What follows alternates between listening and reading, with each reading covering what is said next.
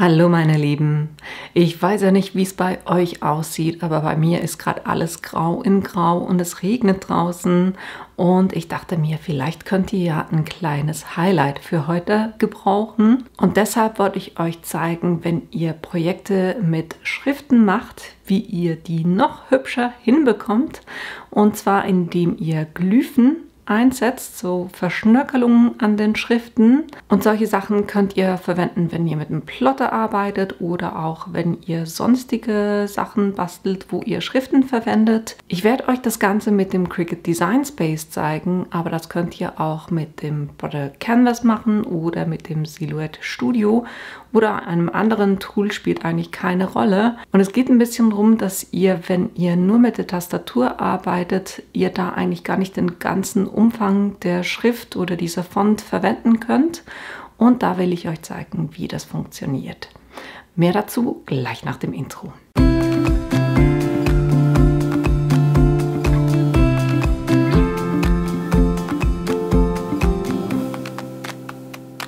Ich werde euch das Ganze, wie gesagt, im Cricut Design Space drin zeigen, aber eben da könnt ihr auch ein anderes Tool dazu verwenden oder eben auch den Brother Canvas oder das Silhouette Studio, was auch immer ihr da verwendet.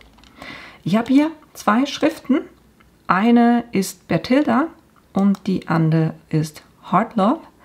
Und die beiden Schriften habe ich mir von Dafont runtergeladen. Wenn ihr hier auf www.dafont.com geht und da zum Beispiel Hearts sucht, dann kommt es eigentlich auch gleich am Anfang. Das ist die eine Schrift, die ich verwendet habe, und die andere ist eben Bertilda, und da seht ihr auch eben Free for Personal Use und da könnt ihr das Ganze downloaden.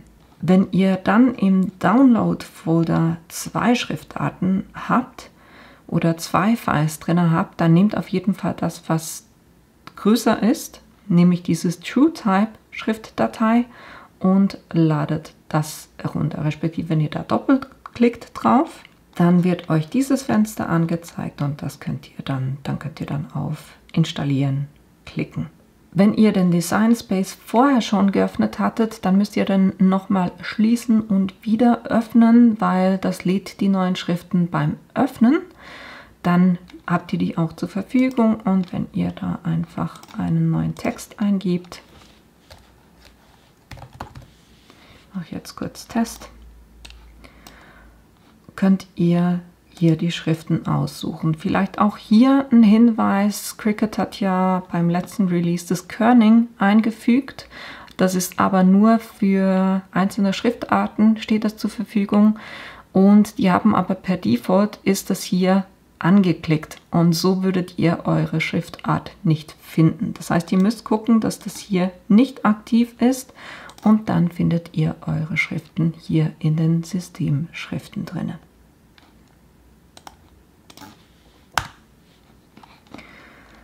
Ich habe jetzt bei beiden einfach mal ein Hello geschrieben. Das sieht jetzt nicht, also es sieht gut aus, aber nicht jetzt spektakulär.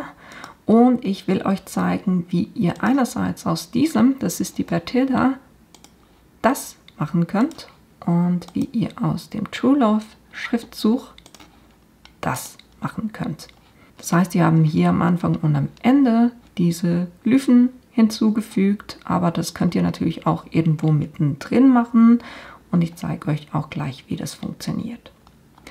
Jetzt, wie könnt ihr diese Glyphen finden? Auf dem PC selber ist so ein Tool, das ihr zur Verfügung habt, aber das ist alles so massiv klein, dass man eigentlich fast nicht sieht, was da alles drin ist.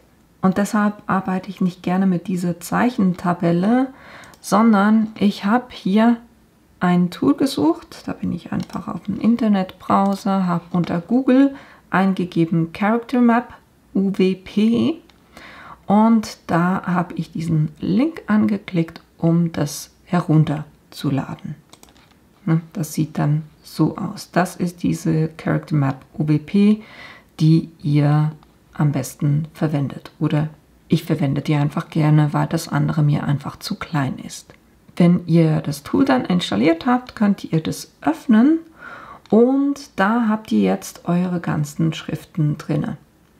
Wenn ihr eine neue Schriftart installiert habt, steht da oben jeweils, dass es nicht aktuell ist und dann könnt ihr das kurz aktualisieren. Da hat es dann daneben einen Button.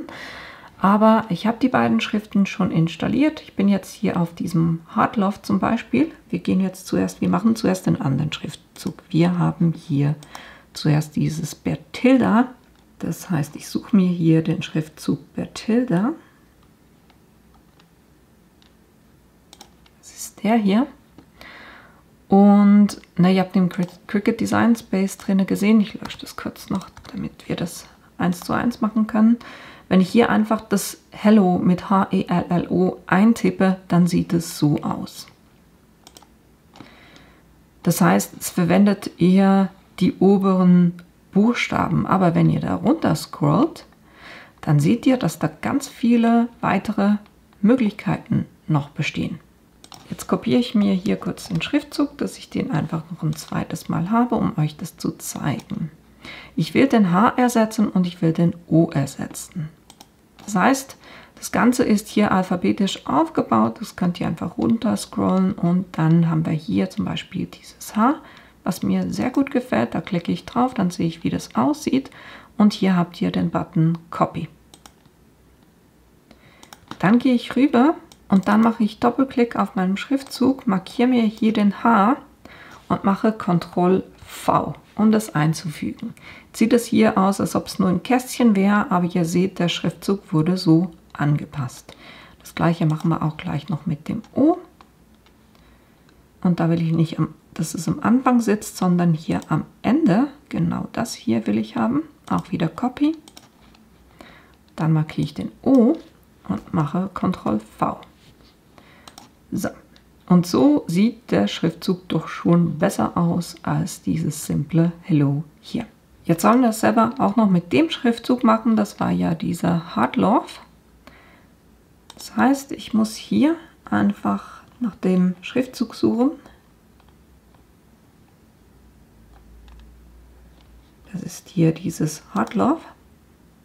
Und hier habt ihr nochmal massiv mehr zur Auswahl. Hier oben starten wir mit einem ganz normalen. Dann habt ihr hier die einfachen. Und hier kommen dann auch die mit den Herzen. Oder ihr habt hier auch noch weitere Verschnörkelungen. Jetzt gucke ich mir so ein bisschen an, was ich gerne haben möchte. Ich finde das eigentlich noch cool, dass er oben mit diesem Schwung anfängt. Oder wir können, damit wir es ausgleichen, auch eher horizontal einen Buchstaben nehmen, nämlich den hier. Auch wieder Copy. Auch hier wieder Doppelklick drauf, dann das H markieren und Ctrl-V machen. Dann haben wir schon den Teil. Und dann will ich fürs O eben das Herz hinten haben. Das ist hier der O. Copy. Diesmal markiere ich den O, mache wieder Ctrl-V und so habe ich das eingefügt. Und so habt ihr aus diesem simplen Hello hier drüben dieses Hello erstellt. Wenn wir da jetzt ein bisschen reinzoomen, sollte eigentlich die Schrift zusammenhängen. Ich kontrolliere das jeweils auch noch so ein bisschen, indem ich das kurz auf Stift ändere. Und jetzt sehen wir es ein bisschen besser. Hier würde es das jetzt schneiden. Und das will ich natürlich nicht. Und deshalb gehe ich hier unten auf Verschweißen. Und jetzt habt ihr diese Linien, die es vorhin geschnitten hätte, habt ihr die verbunden. Das ändere ich jetzt natürlich wieder auf Schneiden. So. Und das mache ich kurz mit allen Schriftzügen, weil ich will die kurz ausplotten, damit ich euch das auch ein bisschen besser zeigen kann, wie das dann aussieht, wenn es mal ausgeplottet wurde. So, das heißt, ich plotte die 4 Sachen hier kurz aus. 2 a.m. in the car playing our favorite song. Turn it up, windows down, we sing along. The summer night has just begun. The moon is bright, let's have some fun. Oh, this is everything with you right next to me. So alive, and tonight I'm thinking that I don't wanna go. Calling sick in the morning, baby, don't leave. They don't need to know we're out here wild and free. They say we're crazy, it's too much.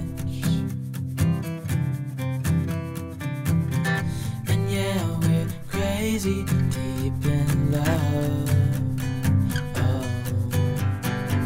Oh, this is everything with you right next to me. So alive, and tonight I'm thinking that I don't wanna go.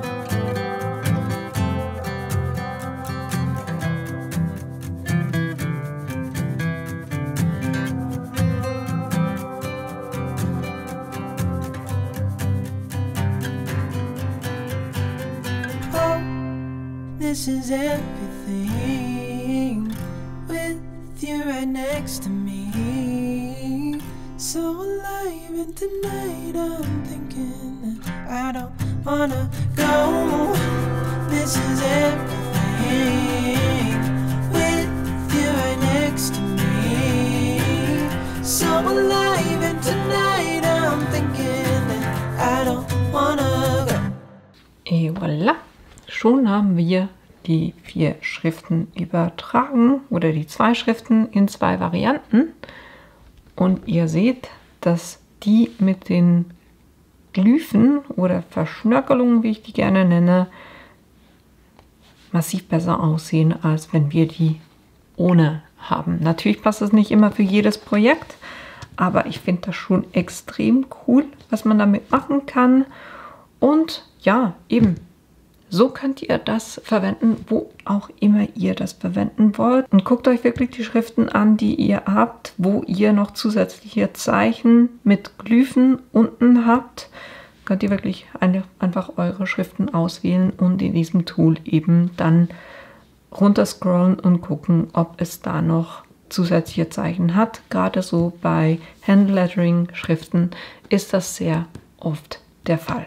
Und das war auch schon mein kleiner Tipp für heute, wie ihr eure Projekte, wo ihr Schriften verwendet, so noch ein bisschen aufhübschen könnt. Und das war es auch schon für heute. Ich hoffe, euch hat das Video gefallen und dass da auch ein bisschen was Neues mit dabei war. Ich werde euch die Tools, die ich verwendet habe, unten in die Links reinstellen. Und wenn ihr meinen Kanal bis jetzt noch nicht abonniert habt, dann tut das doch bitte, weil das hilft mir tatsächlich auch weiter. Und ich hoffe, wir sehen uns in einem meiner nächsten Videos wieder und das wird tatsächlich auch schon morgen sein. Bis dahin wünsche ich euch einen kreativen Samstag und wir sehen uns hoffentlich morgen wieder. Bis bald! So alive, and tonight I'm thinking that I don't wanna go. This is it.